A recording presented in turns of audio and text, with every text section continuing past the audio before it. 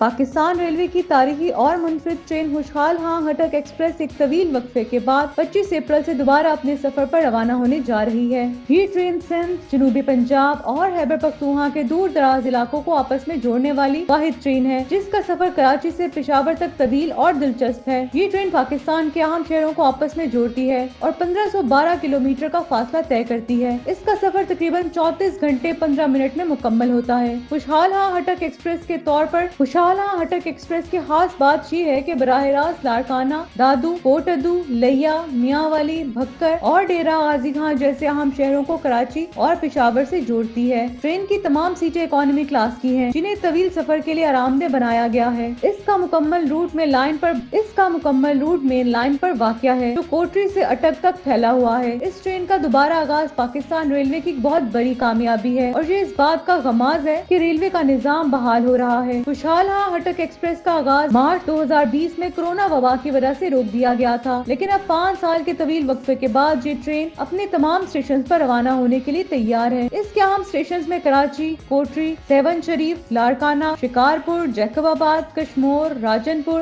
ڈیرہ غازی خان، کوٹادو، لیا، میاں والی، جھنڈ، اٹک، پشاور، چھاؤنی اور دیگر شامل ہیں۔ یہ ٹرین صرف ایک ذریعہ سفر نہیں بلکہ پاکستان کے مختلف حصوں کو آپس میں جوڑنے والی زندگی کی ایک علامت ہے۔ خوشحال ہٹک ایکسپریس کی بحالی سے نہ صرف مسافروں کو آرام دہ اور سستا سفر فراہم ہوگا بلکہ یہ پاکستان کی ثقافت اور تاریخ کو اجاگر کرنے کا ایک بہترین موقع بھی ہوگا۔ 25 اپریل سے خوشحال ہٹک ایکسپریس کے مسافر پاکستان کے اصل حسن کو دیکھنے کے لیے روانہ ہوں گے اور ریلوے کی حقیقی جذبے کو محسوس کریں گے۔